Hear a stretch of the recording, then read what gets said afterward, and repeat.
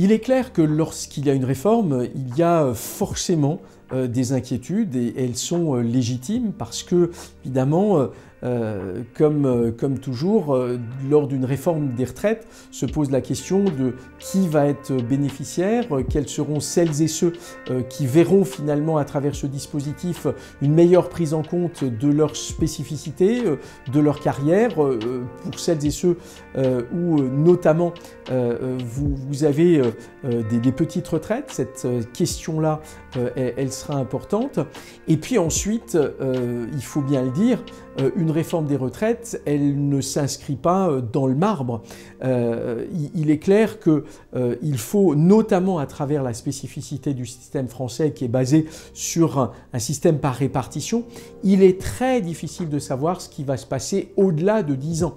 Et donc, avoir une visibilité au-delà de 10 ans est souvent difficile, et c'est d'ailleurs la raison pour laquelle il est généralement fréquent de voir des gouvernements, tous les 10 ans, être amenés à faire une proposition en termes de réforme des retraites. En tout cas, l'un des garants, il y en a au moins deux, c'est que d'abord, il doit y avoir un débat parlementaire et j'espère qu'il sera complet et que malgré le vecteur juridique utilisé par le gouvernement, qui est celui d'une loi de finances rectificative de la sécurité sociale, le gouvernement laissera le débat se dérouler et n'aura pas recours au 49.3.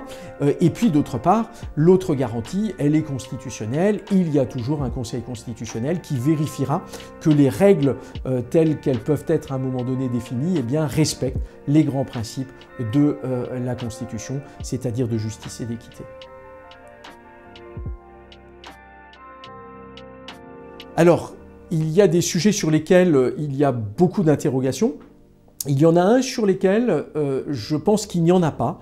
C'est-à-dire que, aussi bien de la part du gouvernement que de celles et ceux qui, à un moment donné, ont pu émettre aussi un certain nombre de réserves ou de critiques, comme c'est mon cas par rapport à la réforme proposée par le gouvernement, il y a un point qui est celui d'être extrêmement attentif aux petites retraites.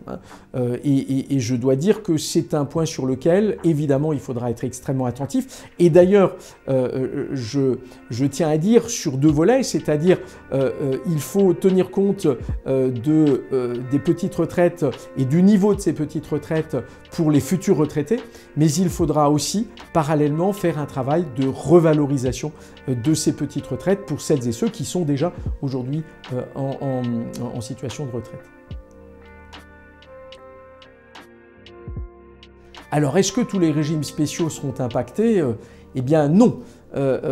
C'est aussi un point sur lequel le débat doit avoir lieu, notamment à l'Assemblée nationale, puisque un certain nombre de régimes spéciaux sont écartés, et d'ailleurs avec par contre aussi un débat qui a lieu consistant à dire que dans un certain nombre de professions, on fait la différence entre celles et ceux qui sont rentrés dans la profession avec un régime de retraite à venir, et puis d'autres qui arrivent dans la profession.